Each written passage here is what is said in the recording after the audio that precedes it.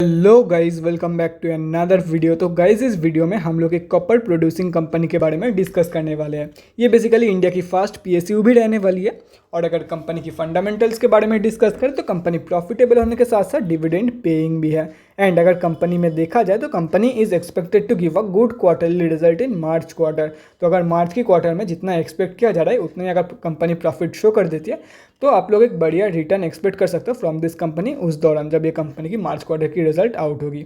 अगर कंपनी के share holding pattern के बारे में डिस्कस करें तो इस कंपनी में प्रोमोटर्स की होल्डिंग 66% है, रिटेलर्स की होल्डिंग 20% से भी कम है और एलआईसी की जो होल्डिंग है इस कंपनी में, जी हाँ दोस्तों, एलआईसी की भी होल्डिंग है इस कंपनी में, वो अराउंड 14% के आसपास निकल के आ रही है। तो गाइस, इस वीडियो में हम लोग बेसिकली 3 पॉइंट कवर करेंगे। So the first point is fundamental analysis. यहाँ पे हम लोग देखेंगे कि कंपनी कौन सी है एंड कंपनी फंडामेंटली कैसी है for short term trade and long term investment purpose. Second point is volume analysis. Volume को एनालाइज करके हम लोग फ्यूचर ट्रेंड के बारे में अंदाज़ा लगाने की कोशिश करेंगे। And the third point is technical analysis. यहाँ पे हम लोग डिस्कस करेंगे डिफरेंट टेक्निकल्स के बारे में, मतलब कहाँ पे आप लोग बाई करके चल सकते हो एंड क्या आप लोग की टारगेट रहने वाली है फॉर स्विंग ट्रेडिंग। तो गाइज, बिना टाइम वेस्ट किए पहले पॉइंट की तरफ बढ़ते हैं और देखते हैं कि कंपनी कौन सी है एंड कंपनी फंडामेंटली कैसी है। तो गाइज, यहाँ पे आप लोग कंपनी का नेम देख सकते हो, हिंदुस्तान कॉपर लिमिटेड। ये बेसिकली फर्स्ट इंडियन पीएसयू रहने वाली है एंड उसके साथ साथ ये कंपनी जो है वो प्रोडक्ट बनाने की हर एक प्रोसेस इन हाउस ही करती है। जैसे कि आप लोग यहाँ पे देख सकते हो, कॉपर माइनिंग से स्टार्ट करके एकदम सेलेबल प्रोडक्ट्स जब तक ना बन जाती है सब कुछ ये कंपनी ही प्रोसेस करती है। देख सकते हो यहाँ पे। अगर कंपनी के बारे में और भी कोई चीज़ डिटेल में जाननी हो तो कंपनी के वेबसाइट में जाके आप लोग डेफिनेटली चेक कर सकते हो। कंपनी बहुत बीएससी एंड एनएससी में लिस्टेड है। 12,000 करोड़ के आसपास की कंपनी की मार्केट कैप है। 48.2 की पी है एंड 6.35 की आरओसी निकल के आ रही है। 10.7 की रिटर्न ऑन इक्विटी है एंड अगर लास्ट 6 मंथ्स के रिटर्न के बारे में डिस्कस करें तो वो नेगेटिव में रहने वाली है।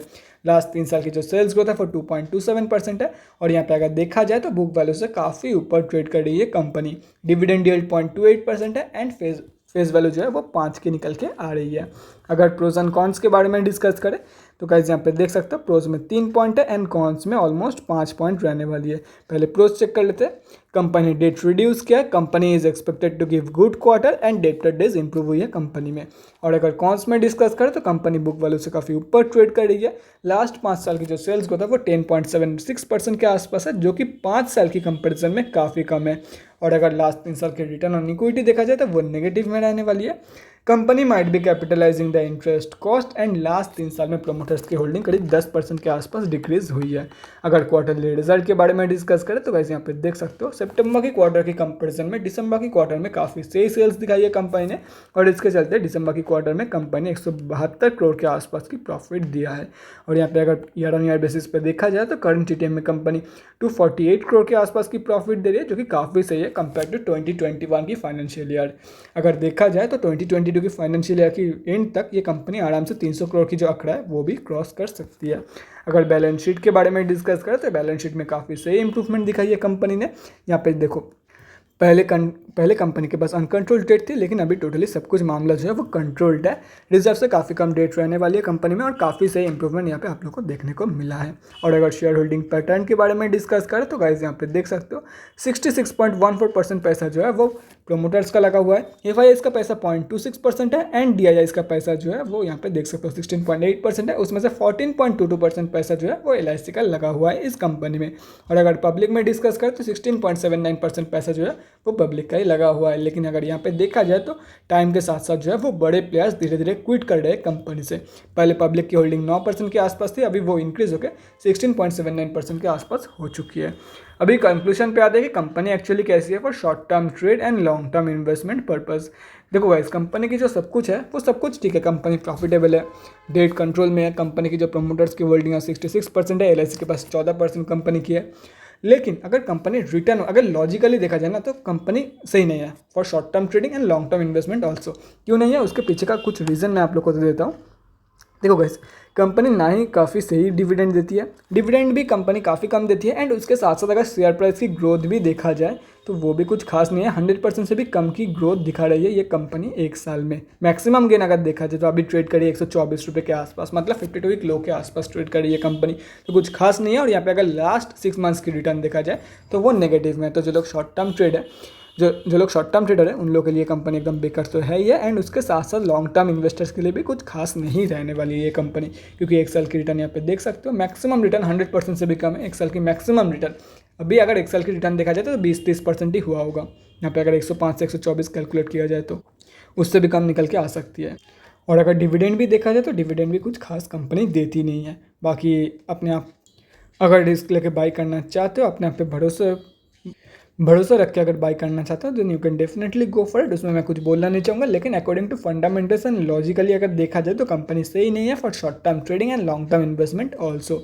तो गाइज ये तो हो गया हमारा फर्स्ट पॉइंट। अभी हम लोग बढ़ते हैं हमारे सेकेंड पॉइंट की तरफ और देखते हैं कि कल कंपनी में क्या हुआ था।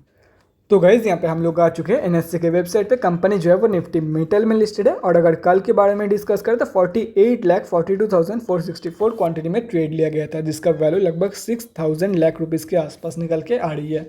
एंड अगर पेंडिंग ऑर्डर क्वांटिटी के बारे में डिस्कस करें तो करीब 10,000 के आसपास सेलिंग ऑर्डर पेंडिंग है 123.7 के प्राइस पॉइंट पे। तो गैप डाउन ओपनिंग एक्सपेक्ट कर सकते हो फ्रॉम दिस कंपनी कल के दिन, और यहाँ कल के दिन नहीं सॉरी मंडे के दिन।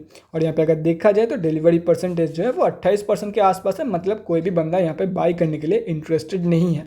कोई भी बंदा यहाँ पे पोजीशन देखो बाई तो कर रहे हैं, लेकिन इंट्राडे के लिए कोई भी बंदा यहाँ पे पोजीशन बनाने के लिए इंटरेस्टेड नहीं है। और ऐसा तभी होता है जब कंपनी कोई रेजिस्टेंस के आसपास ट्रेड कर रही हो, या तो फिर कब लंबे टाइम तक कंपनी कहीं पे कंसोलिडेट कर रही हो। और इस कंपनी का क्या सीन है वो तो हम लोग को पता चलेगा एनएससी के डेली चार्ट पे जाके कि कंपनी कंसोलिडेट कर रही है या रेजिस्टेंस के आसपास ट्रेड कर रही है। तो गाइस बिना टाइम वेस्ट किए एनएससी के डेली चार्ट की तरफ बढ़ते हैं और देखते हैं कंपनी में क्या स्विंग ट्रेडिंग के लेवल्स निकल के आ रही है और कंपनी का करंट सिचुएशन क्या है, कंपनी अभी कैसे ट्रेड कर रही है। तो गाइज यहाँ पे हम लोग आ चुके हैं एनएससी के डेली चार्ट पे। अगर फ्राइडे के बारे में डिस्कस करें तो कंपनी 0.77% अप थी, और यहाँ पे अगर वॉल्यूम देखा जाए तो एवरेज से काफ़ी कम वॉल्यूम निकल के आई है, एंड वॉल्यूम की जो स्ट्रेंथ है वो भी अंदर से टोटली खोखला है। बेशक यहाँ पे एक ग्रीन कैंडल बनी है, लेकिन अगर देखा जाए तो ये अंदर से टोटली खोखला है, तो इसीलिए लोग जो है वो बाई नहीं कर रहे थे, क्योंकि ये कंपनी रेजिस्टेंस फेस करके नीचे गिर रही है और ये हल्का सा पुल बैक है, और भी ज़्यादा नीचे ये कंपनी अभी गिर सकती है। तो गाइज टोटल फॉल हो जाने दो, पूरी तरीके से गिर जाने दो इस कंपनी को। जब ये कंपनी बाउंस बैक देगी 118 या तो फिर 109 के लेवल से, तब आप लोगों को बाई करना है after bounce back confirmation. By करके चलना है फॉर दी अपर टारगेट। अगर यहाँ से बाई कर दो 109 से 110 रुपये के लेवल के बीच में, तो आप लोग का जो टारगेट है वो 118 का होगा, सेकंड टारगेट है 130 का, एंड थर्ड टारगेट है 141 का। और अगर यहाँ से बाई कर रहे हो, यहाँ से अगर कंपनी बाउंस बैक दे देती है तो फर्स्ट टारगेट ये रहा, सेकंड टारगेट ये, एंड थर्ड टारगेट ये। आप लोगों के सभी टारगेट आप लोगों के सामने, एज सिंपल एज दैट। कोई भी यहाँ पे रॉकेट साइंस नहीं है, लेकिन बाई कंफर्मेशन के बाद ही करना है, विदाउट कंफर्मेशन ट्रेड मत लो आप लोग। और कंपनी अगर देखा जाए तो लास्ट 6 मंथ से तो क्या उससे भी ज़्यादा की टाइम पीरियड से ये कंपनी जो है वो एक ही रेंज पे कंसोलिडेट कर रही है। जैसे कि आप लोग यहाँ पे देख सकते हो, कंपनी इस लेवल पे आई थी ऑलमोस्ट 2021 की फरवरी के महीने में, तब से ये कंपनी जो है वो ना ही ऊपर की तरफ ब्रेकआउट दे रही है, ना ही नीचे की तरफ, जैसे कि आप लोग यहाँ पे देख सकते हो। तो guys that's it for this video. अगले वीडियो में मिलते हैं गाइज। Thanks for watching. और गाइज अगर आप लोग के मन में कोई भी डाउट या क्वेरी रहती है स्टॉक मार्केट या किसी भी स्टॉक से रिलेटेड, तो कमेंट सेक्शन में कमेंट करके मुझसे पूछ सकते हो, या तो फिर मेरे इंस्टाग्राम का लिंक आप लोग को डिस्क्रिप्शन बॉक्स में मिल जाएगा, जाकर वहाँ पर ही मुझे डीएम कर सकते हो for an 1-on-1 conversation. Thanks again for watching guys, bye guys, and definitely guys stay safe.